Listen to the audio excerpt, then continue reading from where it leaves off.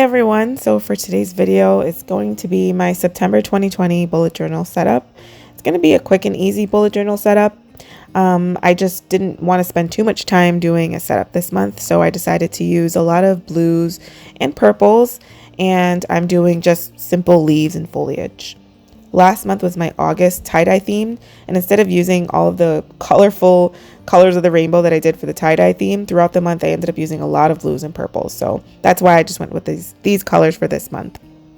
On this leaf right here that I'm drawing, it looked kind of weird. I don't know if you can tell on camera with the thinner marker.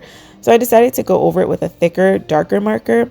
And this leaf that ended up being a mistake turned out to be my favorite part of this entire spread, and you'll see at the end what I mean by that. But basically I'm just drawing these leaves with my black marker, and then I'm also going to be drawing some other foliage with other colored markers just to add some variety. So for example, I'm doing a darker baby blue, a lighter baby blue, a couple of purples, and then I'm also doing like a blue purple color.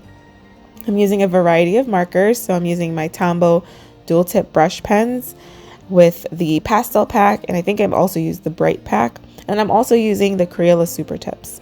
If you are on a budget, definitely purchase the Crayola super tips because you get a ton of colors. I think you get 36 in a pack for about $4 or $5. They are such good quality. I've had mine for years, literally years, and they are still working fine. The quality is still vibrant, just as the first day I bought them, and I love them so much.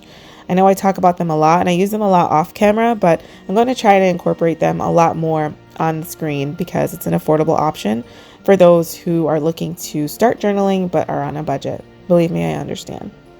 And so here, I'm just coloring in and adding some dots just to kind of fill in a little bit of the white space. And I also end up going with that thicker leaf with the thick outline, and I used a color, all of the colors from this page on that one particular leaf. And I love how I did this so much that I'm definitely going to be incorporating that more throughout the month with my Bible studies. And I've noticed too that I kind of stopped being as creative with my Bible studies with the theme, and I'm going to try to get back to that because sometimes I do my Bible study and then I just kind of think about it and let my brain chew on what I just studied by drawing afterwards and just doodling in my journal. And I really would like to get back to that. So I figured it'd be good to start with a more simple theme. And then this page is just my reflection page as usual. This page is my verse of the month, and it's going to be Matthew 19:26. I'm curious, does anyone follow along with me with the verse of the month and the reflection page? Do you guys do those? Let me know in the comments. I'm really curious to know if you participate in that. And something that I just thought of today that I'm so excited to start, I'm going to be writing a word in the middle of the page. And then depending on whatever that word is, I'm going to be looking up scriptures throughout the month and write it. So at the end of the month, this page will be filled hopefully with different scriptures that have to do with the word impossible. And I thought this would be super helpful because then I'm going to flip forward to my index in my bullet journal, write the word impossible, and then write the page that I journaled all of these scriptures on.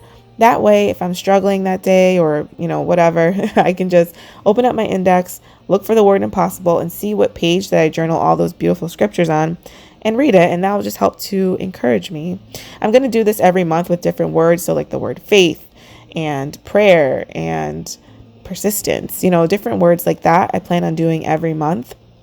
I think it'll be a great way to incorporate more scripture into my daily routine of Bible study. So let me know if you guys are going to be doing that page as well. And now I'm just doing my gratitude and prayer page. They used to be, so I used to do this as one page before, and I realized I was just journaling gratitude, which is not a bad thing, but I really want to get back to journaling prayer. Not only journaling what people have asked me to pray for them, but also just journaling what I am praying for and writing, how God has answered those prayers. I do have a personal Bible study journal that I journal only about, a few things that I definitely don't want on camera. I put in that journal. And I also include this page in that journal as well. So once I'm doing my flip through, if the prayer page is looking a little scarce, just know that I have two journals, and that's why. And the prayer page is kind of a personal aspect of our walk with God.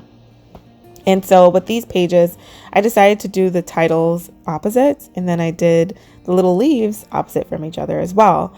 And I really like doing these leaves. Not only were they quick, they were very easy. And if you struggle a little bit with drawing, or if you feel like, you try to draw things that you see in a video and it doesn't come out the way you want, these leaves are basically foolproof. They're so easy to draw. It's just a few lines. Try it out. But this is my full flip through. I'm really enjoying these colors together. And I love how this came out. This was so quick. This took me about 15 minutes. But leave me a comment. Let me know what you'll be doing for this month. Please subscribe. It really does help to support my channel. It helps for other people to find my videos. I post a new Bible study video every Monday, Wednesday, and Friday at 7 a.m. Eastern Standard Time. And I can't wait to study the Bible with you again. Bye.